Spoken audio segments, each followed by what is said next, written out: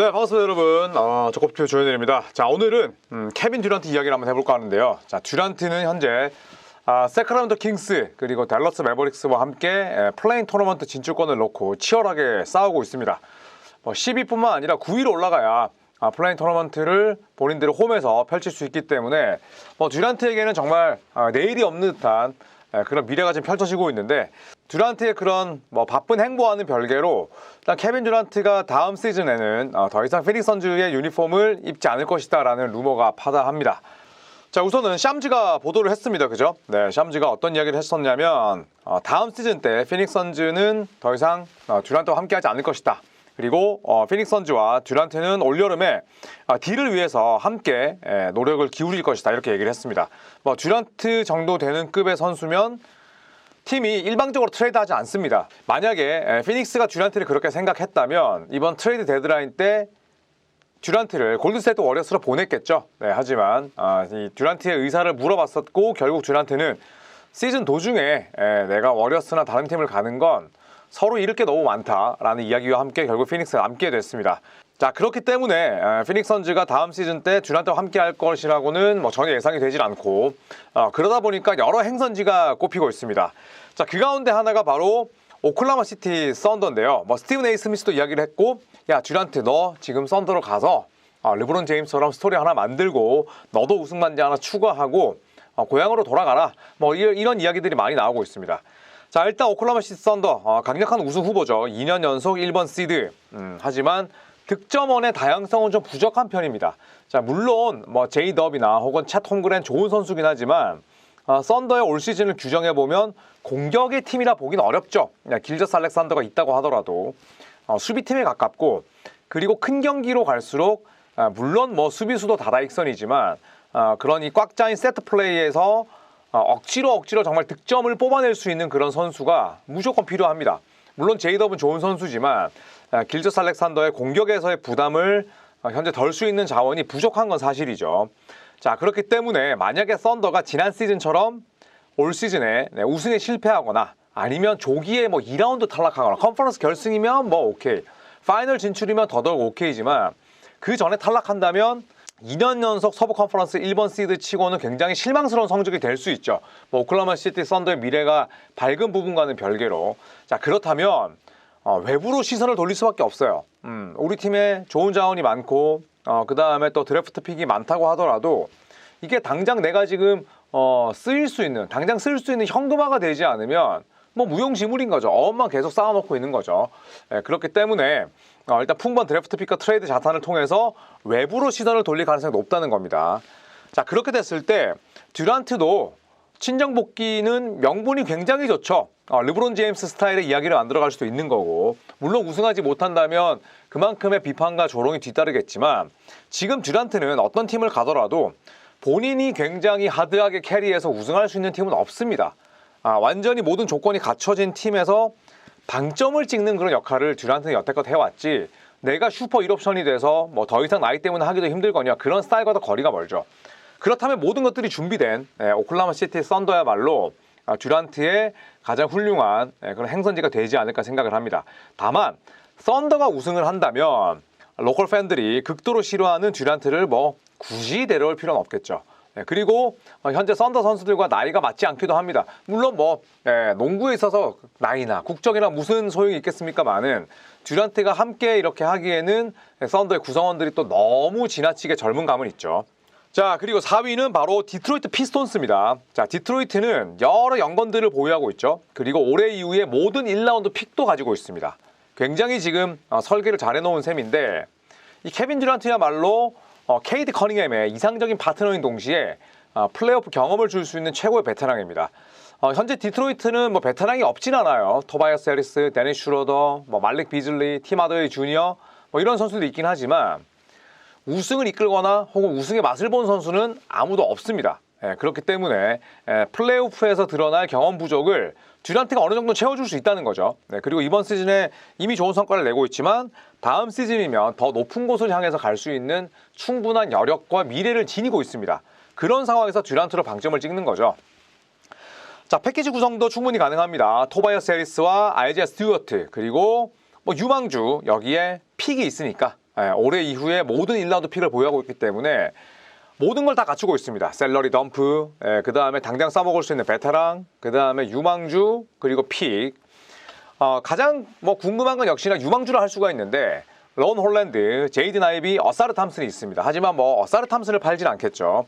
홀랜드 혹은 제이든 아이비 이 가운데 한두 명이 후보일 것 같은데 뭐 디트로이트 피스톤스도 충분히 케빈 듀란트가 고려해 봄직한 옵션이다 라고 볼 수가 있겠습니다.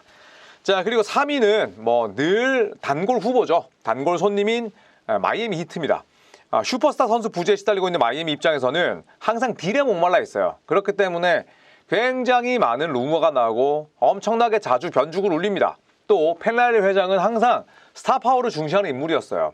본인이 선수 생활할 때도 LA 레이커스 주변에는 항상 슈퍼스타들이 있었고 감독 생활할 때도 마찬가지였습니다. 슈퍼스타가 없었던 적이 없어요.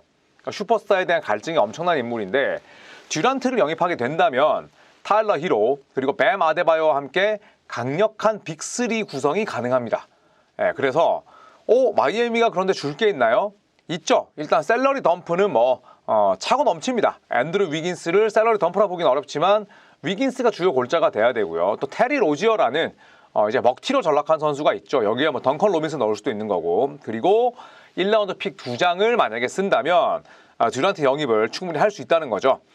유망주 매물은 하메스 하케즈 주니어나 켈렐 웨어가 될 텐데 뭐 아무래도 피닉스 입장에서는 웨어를 더 원하겠죠. 워낙 피닉스 선즈의 인사이드가 약하기도 하고 하케즈 주니어는 지금 극심한 2년차 징크스로 인해서 주가가 팍 떨어졌습니다. 마이애미가 켈렐 웨어까지 내주면서 그렇게 딜을 할 것이냐인데 저는 개인적으로 만약에 피닉스가 켈렐 웨어를 원한다면 마이애미는 바로 발 빼야 된다고 봅니다.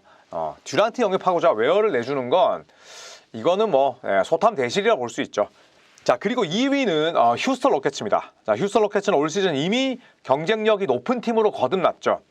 이번 시드를 확정할 가능성이 높은 상황입니다. 자, 다만 이 팀 역시도 수비의 팀이에요. 이메이 우도카 감독이 이끄는 팀답게 수비, 그 다음에 뭐 조직력, 그리고 또 전술 이해 능력, 이타적인 마인드, 약간은 대학팀 같은 필이 나요. 하지만 그러다 보니까 슈퍼 에이스가 부족합니다. 이 팀의 1옵션이 누굴까? 만약에 질문을 던진다면 어떤 뭐 목소리에서는 알프렌 생군이라 할 테고 또 어떤 쪽에서는 이제는 뭐 아멘 탐슨이라 봐야지. 또 어디에서는 젤런 그린이지. 굉장히 많이 갈릴 것 같아요. 명확한 1옵션이 좀 부족하다고 봐야죠. 그러니까 그런 상황에서 물론 듀란트가 들어간다고 해서 지금의 휴스턴에서 1옵션을 확 휘어잡을 수 있는 그런 상황은 아니지만 어느 정도는 또 공격에서 교통 정리가 되고 또 경기 후반에 해결사가 굉장히 부족한 그런 단점들을 채울 수 있다는 거죠. 자, 듀란트가 합류한다면 아멘 탐슨이나 알프렌 생군을 위한 공간 창출도 가능합니다. 물론 뭐 타리슨, 자바리 스미스 주니어, 그 다음에 캠 위트모어 전부 다 3점을 쏠 수 있는 자원이지만 또 미드레인지 마스터이자 3점을 던질 수 있는 듀란트가 가세한다면 휴스턴의 전체적인 공격력, 그 다음에 색깔 자체가 많이 바뀔 수 있겠죠. 자바리 스미스 주니어를 비롯해서 타리슨, 리드 샤퍼드 같은 유망주를 다수 보유하고 있습니다. 탐슨은 절대 내주지 않을 거예요. 만약에 피닉스가 당연하지만 탐슨을 원한다면 이마저도 휴스턴은 발을 빼야 됩니다. 탐슨은 어떻게든 지켜야 되는 게 저는 맞다고 생각을 하고요. 자, 듀란트 역시 텍사스 대학 출신이죠. 그리고 당장 높은 곳으로 향할 수 있는 팀을 선호할 수밖에 없습니다. 이제 커리어가 한 3년 남았으니까. 네, 그리고 또 계속해서 휴스턴 로켓과 피닉스는 링크가 돼 있었고 또 서로 드래프트 픽에 대한 이해관계도 얽혀 있습니다. 여기에 뭐 데빈 부커를 영입할 것이다. 여러 가지 루머가 나돌면서 휴스턴과 피닉스는 현재 때려야 뗄 수 없는 그런 관계가 돼 있는데 저는 개인적으로 케빈 듀란트가 휴스턴 로켓츠를 간다면 휴스턴 로켓츠가 가지고 있는 좀 답답한 점들, 단점들을 채울 수 있는 동시에 또 피닉스 선즈도 충분히 듀란트를 매물로 자산을 좀 땡겨올 수 있는 그림이지 않을까 상당히 저는 좋아 보인다고 봅니다. 자, 그리고 1위는 바로 댈러스 매버릭스입니다. 이렇게 생각하실 수 있죠. 아니 또 설마 댈러스의 니코 단장이 빅딜을 단행한다고 이렇게 생각하실 수 있지만 저는 개인적으로 댈러스는 또 다른 움직임이 필요하다고 봅니다. 이대로 간다면 물론 AD가 최근 들어 복귀하긴 했지만 포지션 밸런스가 너무 좋지 않아요. 프론트 코트 특히나 5번 쪽에 너무 많은 재능들과 로스터가 몰려 있습니다. 그리고 카이리 어빙이 다음 시즌 초반에 무릎 부상 때문에 빠져 있죠. 그렇다면 외곽에서 공격을 주도할 수 있는 선수가 별로 없습니다. 지금 뭐 나지 마샬이나 스펜서 디니디가 하고 있는 실정인데 디니디는 올 시즌 끝나고 나서 팀을 옮길 수 있고 나지 마샬은 외곽이 좀 약해요. 그래서 듀란트 같은 득점원이 절대적으로 필요합니다. 자, 그렇기 때문에 댈러스는 루카 돈치치 트레이드가 완전 망했죠. 이 이후에 또 다른 대담한 움직임이 분명히 필요합니다. 이대로라면 로스터의 뭐 유동성도 좋지 않아. 그 다음에 로스터도 빅맨 쪽에 완전히 쏠려 있기 때문에 저는 움직임이 필요하다고 생각을 하고요. 또 만약에 KD를 영입한다면 KD, AD, 카이리 어빙으로 이어지는 빅3 구축이 가능해집니다. 이 세 명의 뭐 나이 차이, 터울이 5살이니까 같은 페이지라고 보시면 되겠죠. 자, 매물이 이제 이렇게 되면 중요합니다. 저는 개인적으로 데릭 라이블리 2세, 그리고 셀러리 덤프들, 여기에 2029년 1라운드 픽, 이걸 레이커스로부터 받아온 거죠. 네, 이걸 포함해서 패키지 구성이 가능하다. 자, 물론 라이블리 2세 같은 경우에는 상당히 아깝죠. 굉장히 젊은 선수고. 근데 팀에 이미 AD와 데니얼 개포드가 있습니다. PJ 워싱턴도 마찬가지고요. 그렇다면 그 가운데 누군가는 내보내야 되는데 데릭 라이블리 2세 정도면 피닉스 선즈가 충분히 또 군침을 흘릴만 하고 여기에 또 여러 셀러리 덤프를 묶어서 2029년 1라운드 픽과 함께 제시를 한다면 피닉스도 오케이 하지 않을까 생각을 합니다. 자, 저는 개인적으로 피닉스 선즈가 듀란트를 내보내는 대가로 1라운드 픽 3장을 저는 요구하지는 않을 것 같아요. 네, 본인들도 본인들의 현재 상황과 또 듀란트의 위치를 안다면 저는 유망주 플러스 1라운드 픽 2장 플러스 뭐 셀러리 덤프, 과로 즉시 전력감 이 정도가 저는 합리적으로 생각을 해요. 이제 여기서 과연 댈러스 매버릭스가 듀란트에게 1라운드 픽 한 장만으로 피닉스를 만족시킬 수 있을까? 자, 이런 고민은 들죠. 여기에서 서로 이견이 있을 수 있지만 어쨌든 댈러스는 굉장히 적극적으로 달려들 것이다. 이런 루머가 있습니다. 자, 듀란트 또한 뭐 미래를 내다볼 필요가 없죠. 지금 그럴 수가 없는 나이입니다. 네, 그리고 골든스테이트 워리어스를 떠났을 때 우승을 한 번도 차지하지 못할 가능성이 높기 때문에 미래를 내다보기보다는 당장 달려야 하는 그런 입장이죠. 자, 그런 측면에서 놓고 봤을 때 듀란트나 댈러스나 서로가 맞는 조각이다 이렇게 생각이 들고요. 뭐 이 이외에 미네소타 팀볼브즈 같은 팀도 있습니다만 미네소타 역시도 셀러리의 난이도가 트레이드 데드라인보다 낮아졌을 뿐이지 여전히 높기 때문에 이 목록에는 없습니다. 자, 마지막으로 다크호스가 있습니다. 닉 라이트라는 인물의 보도에 따르면 보스턴이 듀란트를 영입할 수 있는 또 다른 후보다 이렇게 이야기를 했는데 닉 라이트의 그런 신뢰도를 떠나서 저는 그럴 가능성은 거의 없다고 생각을 해요. 자, 우선 2017년에 듀란트 트레이드 루머가 있었죠. 마커스 스마트와 제일런 브라운으로 듀란트를 영입해 올 것이다라는 루머 이후에 보스턴 행 소문은 이번이 처음입니다. 거의 8년 만에. 자, 하지만 보스턴에 폭발하고 있는 셀러리를 감안한다면 저는 성사 가능성은 없다고 생각을 해요. 특히나 보스턴과 피닉스는 애초에 세컨 에이프런을 초과한 팀입니다. 둘 다 초과했어요. 그렇다면 두 팀 모두 다 셀러리 매치를 100% 이하로 맞춰야 됩니다. 그래서 서로 간에 트레이드는 안 돼요.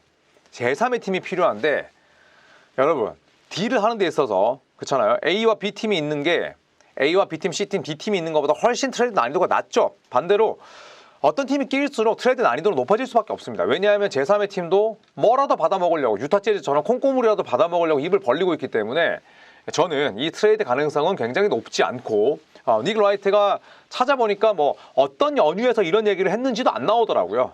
그냥 뭐 본인의 뇌피셜인지 아니면 뭐 지인의 지인의 지인으로부터 들은 내용인지 몰라도 듀란트가 보스턴으로 갈 일은 없다. 너무너무 트레이드 난이도가 높고 그 다음에 보스턴 입장에서도 뭐 굳이?